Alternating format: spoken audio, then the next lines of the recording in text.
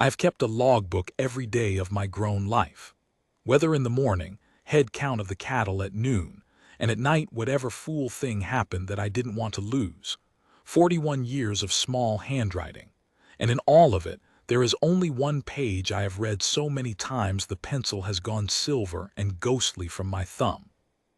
It is the page where a dying man taught me how to keep my son alive without a fire. You have to understand out there, fire is the whole argument between you and the dark.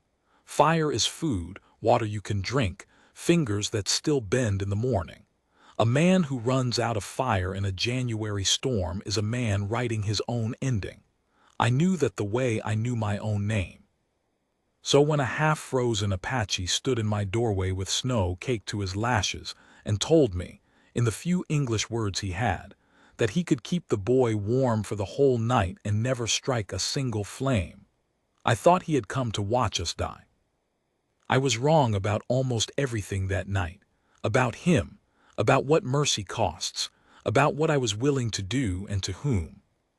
But the thing I keep coming back to, the thing I still cannot make peace with, is the part that should have been the simplest. A man I had been taught to hate spent the last good hours of his life teaching me a trick that any father could use, and asked nothing for it. 11 hours, no fire, a boy who lived to be 63 because of it. Let me tell you how. The fire was dying, and I was lying to my son about it. "Hear that wind?" I said. "That's just it getting tired. Storms wear out same as anything." Tom didn't answer. He was 8 that winter, and he had stopped answering an hour before, which frightened me more than the cold did. He lay on the rope bed under every blanket and coat and saddle pad we owned, and his breath came in little white commas that the lamp caught and then lost. I fed the fire another stick. I had been counting them since noon.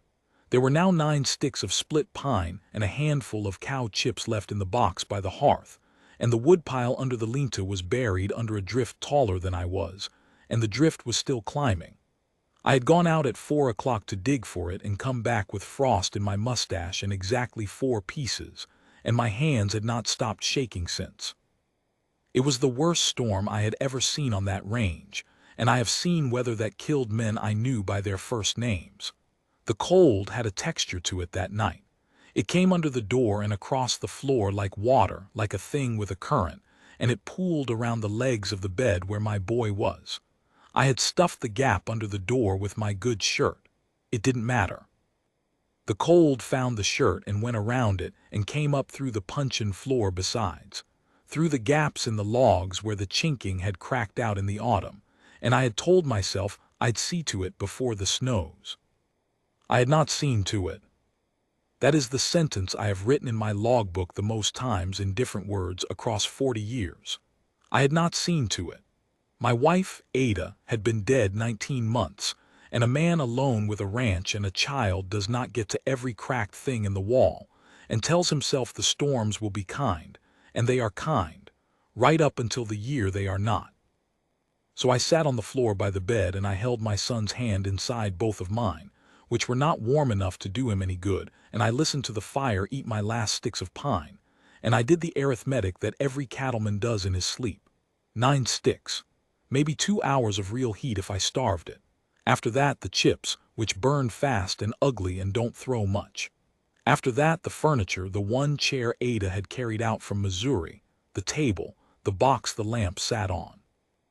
And after the furniture, there was the long stretch between 3 in the morning and the gray, useless dawn, the deepest cold of the whole turning night, and nothing left to feed the dark with except ourselves.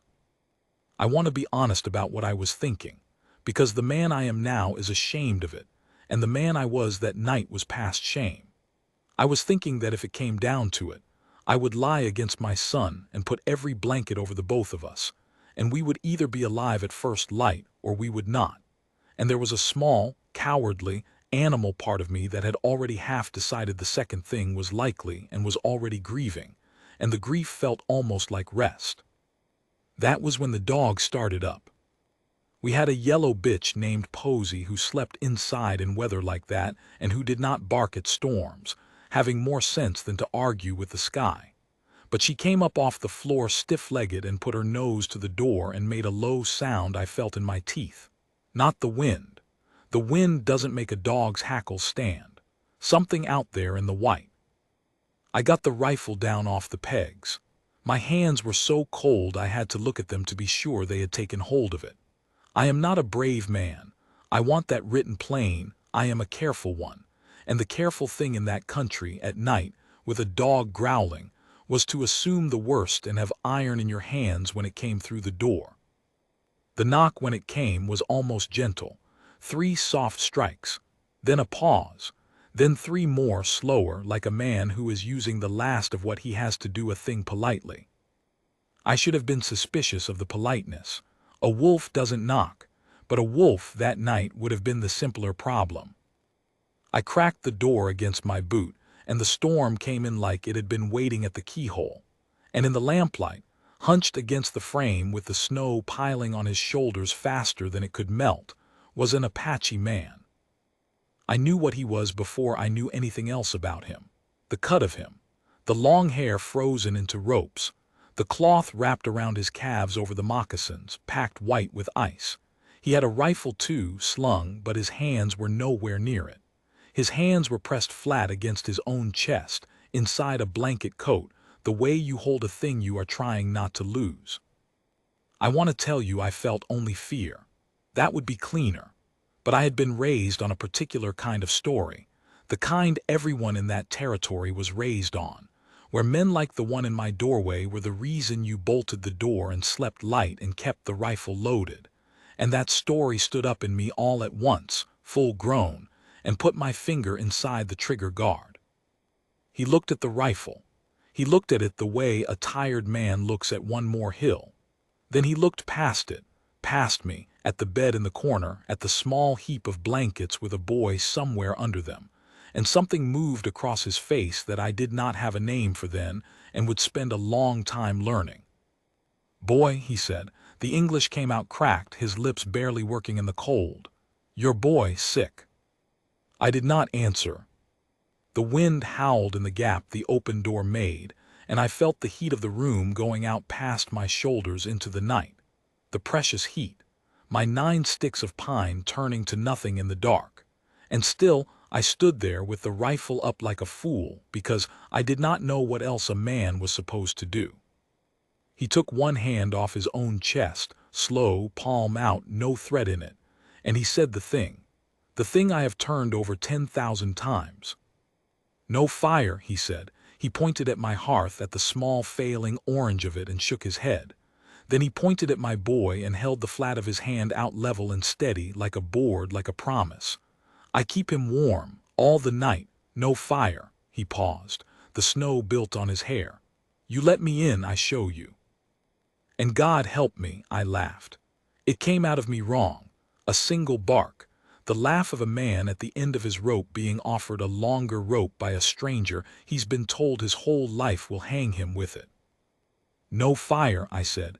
"Mister, no fire is the whole trouble. No fire is what's killing him." He nodded, slow, patient even in the teeth of that storm, like he had all night, which neither of us did. "I know," he said. "Fire is small. Fire goes out." He tapped his own chest again twice over the heart and then pointed at the floor, at the ground under the floor, at the whole dark frozen earth the cabin stood on. "I show you bigger thing. Warm comes from the ground, stays, long time. Warm comes from the ground." I had no idea what he meant. I thought he was raving, the way the cold makes men rave near the end, talking of warm sand and summer afternoons while they freeze. I thought he had walked himself nearly to death in the storm, and his mind had gone soft and warm the way they say it does. But behind me Tom made a sound, a thin one, not a word. Just a sound a child makes when something hurts and he is too tired to do anything about it but let you know it's there. I have made many decisions in my life that I had time to reason out, to write down the costs of in 2 columns. This was not one of them. I stepped back from the door. I kept the rifle up. I am not a saint and I was not a fool, but I stepped back, and the cold and the man came in together, and Posy, who had been growling, went quiet and put her nose against his frozen leg and whined. and I have never in all my years known that dog to be wrong about a man. He came in low and careful and did not go near the boy or the rifle pegs. He went straight to the hearth and crouched there, and he held his cracked hands out to my dying fire, and for a moment he simply shook, the whole of him. A long, full-body shudder that I have only ever otherwise seen in horses brought in from a storm. The deep shake of a body remembering it is alive and is furious about it. When it passed, he looked up at me. In the better light I could see how far gone he was, the gray at his temples, the way the skin had pulled tight over his cheekbones with hunger, a long scar that ran from under his left eye down into his collar, and his hands, I noticed his hands then, really noticed them. The ends of 2 fingers on the right one were black at the tips. Frostbite, the killing kind, already set in. He had been out in this longer than a man should be able to live through. He had not stumbled onto my door by an hour's bad luck. He had been dying out there for a day or more. "How long?" I said. My voice came out lower than I meant it. "How long have you been walking?" He thought about it, counted something behind his eyes. Then he held up his hand and showed me with great care 3 fingers. 3 days and that. I lowered the rifle. I didn't decide to. It just came down, the way a thing comes down when the arm that's been holding it up finally admits the truth. "Show me," I said. "Whatever it is, show me." He nodded once. Then he looked at the hearth, and at the wood box with its 9 sticks, and he said a thing that I did not understand the wisdom of until much later, a thing that turned my whole notion of warmth inside out, and that I have since told to every young rancher who'd hold still for it. "First," he said, "we let the fire go down, then we build the warm that lasts." Let the fire go down. He wanted me to put out the only heat I had left, in the worst cold of my life, on the word of a frostbitten stranger I'd been raised to fear. Outside, the storm leaned its whole weight against the cabin, and the timbers groaned, and somewhere in the dark the temperature was still falling, and my son made his thin sound again from the bed. I have never been more afraid of anything than I was of saying yes. I said yes. The first thing he had me do was carry stones. Not just any stones, and he made me understand this, with his few words and his frostbitten hands moving in the lamplight like 2 crippled birds. Not flat ones, not flaky ones that crack in heat and fly apart. He wanted round river stones, dense, the size of 2 fists, the kind that have spent 10,000 years getting their corners rubbed off in moving water. The kind that hold heat the way a stubborn man holds a grudge, slow to take it on, slower still to let it go. I had a heap of them. Ada had hauled river rock for a flower border the first spring we were married, before the country taught her flowers were a kind of grief out there, and the rocks had sat in a low pile against the north wall ever since, half buried now under the drift. I went out into the storm with a feed sack, and the lantern, and I dug for them with my bare hands until my fingers stopped reporting back to me, and I brought them in 8 and 10 at a time. And each trip out there the cold tried harder to keep me, and each trip back the cabin seemed smaller and dimmer, and the boy quieter. He counted them as I brought them. He wanted a great many, more than I thought any sane use could have for stones. When I had hauled in what must have been 50 pounds of river rock and was shaking too hard to stand straight, he put his hand flat on the air enough, and then he showed me the rest of it. He had me bank the fire. Not put it out, bank it, rake the coals together into a tight glowing heap and feed it, for the first time all night, generously. 3 of my 9 sticks at once. I nearly fought him over it. 3 sticks was an hour of life.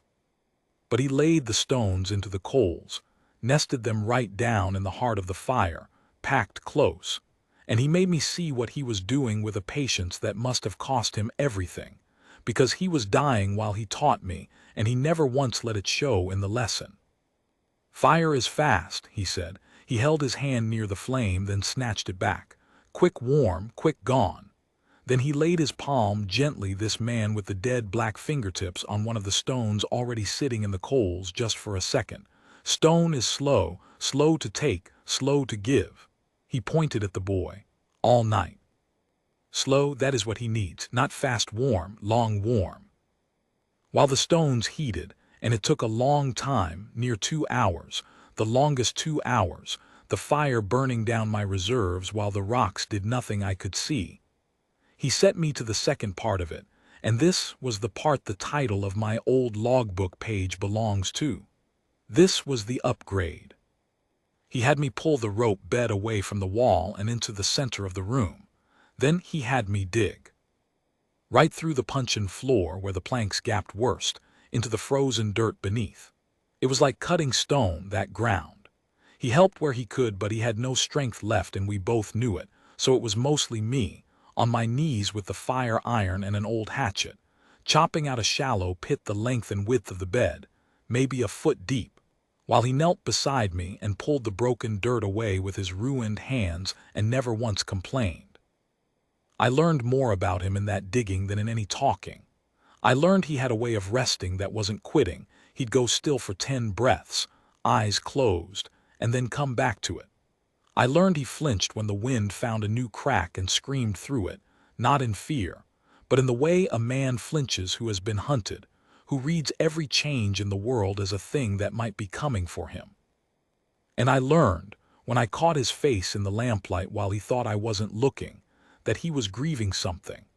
There is a particular slackness that comes over a grieving man when he forgets to hold his face up, and I knew it because I had worn it myself for 19 months, and I saw it on him, and it changed something in me that I could not have explained at the time. When the pit was dug, he had me line the bottom with the dirt we'd broken out, tamped flat, and over that a layer of dry grass and an old wool saddle blanket. Insulation, I understand now, to keep the heat from bleeding straight down into the frozen ground. Then, when the stones in the fire had gone past red into that pale orange that means a rock is holding all the heat it can stand, we lifted them, 2 forked sticks, my heavy gloves, his bare hands too near it for comfort, and we laid them in the pit. A whole bed of them, glowing. And over the stones more dirt packed careful, 4 inches of it, then more grass, then the wool blanket folded double, then the rope bed lifted back over the whole works, then the cornshuck mattress on top of that. And on top of all of it, my son. I did not want to put him there. Every instinct I had screamed that I was laying my boy down over a bed of fire to be cooked or smoked or buried, and the man saw it, saw the terror in me, and he did the kindest thing. He lay down on it first. He stretched himself out full length on that strange warm bed, this stranger, this man I'd held a rifle on an hour before, and he closed his eyes, and the most extraordinary thing happened to his face. The grief slack went out of it and was replaced for just a moment by something like peace, by warmth that reached him, by the first warmth, I think, that had reached him in 3 days of walking through hell. "It is good," he said, eyes still closed, "slow and good all night." He opened his eyes and looked at me, and there was nothing in them but a flat, exhausted honesty. "Your boy will be warm when the sun comes. I promise you this." I moved Tom. I lifted my son up out of his pile of frozen blankets, and he was so light and so cold and so still that I nearly broke right there on the floor of my own cabin, and I laid him down on the warm bed beside the Apache man, and I pulled the blankets over the both of them, and I will never forget it, I felt the heat coming up through the cornshuck mattress. Not a fire's heat, sharp on one side and gone on the other. A deep, even, rising warmth, the warmth of summer ground, the warmth the earth had been hoarding under the frost all along, and that this man had taught me how to ask it for. Within the hour Tom's breathing changed, it deepened, it found a rhythm. And around 2 in the morning, with the fire on the hearth down to nothing but a sullen red eye, with the storm screaming and the temperature outside surely past anything a man could live in unsheltered, my son's color came back, and he turned in his sleep toward the warmth and put his cold hand against the stranger's arm, the way a child does, trusting whatever is warm and near, and the man went very still and did not move his arm all night. That is when he told me about his own. He did not mean to, I think. The cold and the long day had worn the guard off him, the way it does, and we were 2 men lying on the floor in the dark by a warm bed with a sleeping child, And there is a confessional quality to that hour, 2 o'clock, the dead middle of a winter night, that pulls things out of men they'd never say by daylight. Had a boy, about the age of mine, and a wife, and the part of his words I could follow and the part I could only feel told me they were gone, not lost in the storm, lost before it, lost to the long unspeakable thing that was happening to his people all across that country in those years, the thing I had been on the comfortable side of my whole life and had told myself little stories about so I could sleep. Soldiers, a camp at dawn. He had been away hunting when it happened. He had come back to it. And he had been walking ever since, walking nowhere, walking the way a man walks when stopping means he has to feel the whole weight of it land. He had not been coming to my door to hurt us. He had not been coming to my door at all. He had simply been walking, and the storm had nearly killed him, and he had seen my light, and he had a choice. And this is the part I cannot get past. This is the moral arithmetic that I am no good at even now. He had a choice between dying quiet in the snow, which I think some part of him wanted, and walking up to the door of one of the people who had taken everything from him, and using the last useful thing he knew how to do to save a child who looked like the one he'd lost. He chose the child. A man whose own boy had been killed by men who looked like me chose to spend the last of his strength keeping my boy alive. I lay there in the dark, and I understood that I was in the presence of something I had no equipment to measure. I had been raised to think of mercy as a thing the strong gave the weak. This was not that. This was the most broken man I had ever met, giving the only thing he had left to the people who had broken him, and asking for nothing, and meaning it. Near dawn, his breathing went bad. I noticed it because I was awake. I could not have slept if you'd paid me, and his breath, which had been steady, started to come ragged and far apart. I put my hand on his shoulder, and he was cooler than the bed beneath him, which made no sense, except that it made every sense. Because a body that has been 3 days past its limit does not get saved by one warm night. The warmth had been for the boy. He had known, I think, lying down on it first, testing it, that it had come too late to be for him. "You're cold," I said stupidly. "Come closer to the stones, there's room." He shook his head, slow, against the floor. The black had spread up his fingers in the night. He looked at the boy sleeping warm beside him, and then he looked at me, and he said the last full thing he said to me that I could understand. "Remember the stones," he said. "Teach it to your boy, to his boy." A long pause, the breath dragging. Then it does not stop with me. And I understood that he was not talking about the warmth. The fire had been out for hours by then. I want you to hold on to that, because it's the whole strange miracle of the thing, and the reason I have told this story to anyone who would sit still for it for 40 years. Sometime around 3 in the morning, my last stick of pine had given up, and I had not fed the chair to the flames after all, or the table, or Ada's box. I had not needed to. The hearth was a cold black square. And the cabin, while not warm, was survivable, and the bed in the middle of it, the strange dug-up earth and stone bed with my son sleeping on it, was warm. Genuinely, deeply warm, 11 hours after we had laid the first glowing stone into the pit, with no flame anywhere in the room. I have done the figuring many times since, the way I do in my logbook in 2 columns. The stones went in around 11 at night. The boy slept warm clear past 10 the next morning, when the storm finally broke, and a hard white sun came up and I could begin to dig us out. 11 hours of held heat from rocks an Apache man had taught me to bury under a bed. 11 hours that took my son from the edge of dying to a deep, healing, ordinary child's sleep. The man did not live to see the sun. He went sometime in the gray before dawn, so quiet I did not catch the exact moment, which I have always been grateful for, and also have never forgiven myself for. One breath there was a rasp, then there was not. I sat with my hand on his shoulder for a long time in the dark, and the warmth from the bed reached my son and did not reach the man who had built it, and I have never in my life felt the unfairness of the world land on me with such a flat, total weight. I did not know his name. I want to put that down plainly, because it is the thing that shames me most, and the thing I cannot fix. In all those hours of digging and lifting and the low talk in the dark, I never asked it, and he never gave it. And now there is a grave on the north slope of a ranch in Arizona with a man in it who saved my whole life, and the only name I have for him is the warmth he left behind. I buried him when the ground thawed in April.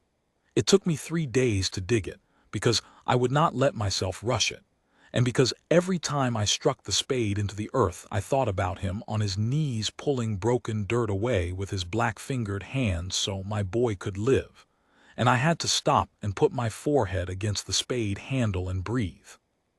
Tom was sick a long time after, the lung fever that comes from a child being cold too long, but he lived. He lived to be 63 years old.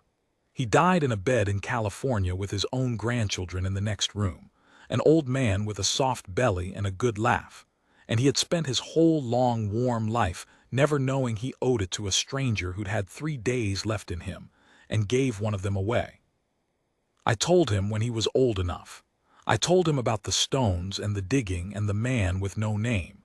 He listened the way you listen to a thing you can't quite get all the way inside of, and then, the way I'd been asked to, he learned the trick of it. He could build that bed in the dark by the time he was 12. He taught it to his own boys. There is a man alive today, a great-grandson I have met exactly twice, who knows how to keep a child warm for a winter night without a fire, and who learned it from his father, who learned it from his father, who learned it from me, who learned it from a dying man whose name I never asked. It did not stop with him. That is the only thing I have to set against the rest of it.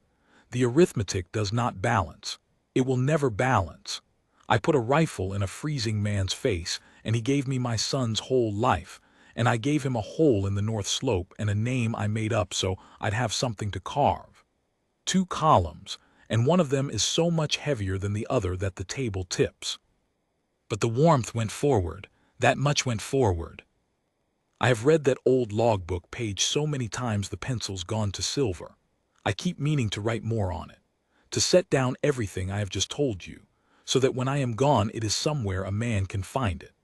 But every time I sit to it I get as far as the last line I wrote the morning the storm broke, the morning I dug us out into that hard white sun, when I came back inside and my boy was sitting up warm and alive and asking in a small voice where the man had gone. I wrote 4 words that morning. They are the truest 4 words in 40 years of the book, and I have never been able to add anything after them that did not seem like noise. He kept his promise. The grave on the north slope has no marker now. The wood rotted out years ago and I never replaced it, which I tell myself is because I could not bring myself to carve a name that wasn't his, and which I suspect is really because some part of me cannot stand to fix the spot, to make it final, to admit the whole accounting is closed. The river stones are still in the wall where Ada stacked them. I have never used them for anything else. Some nights when it's cold, I think about digging,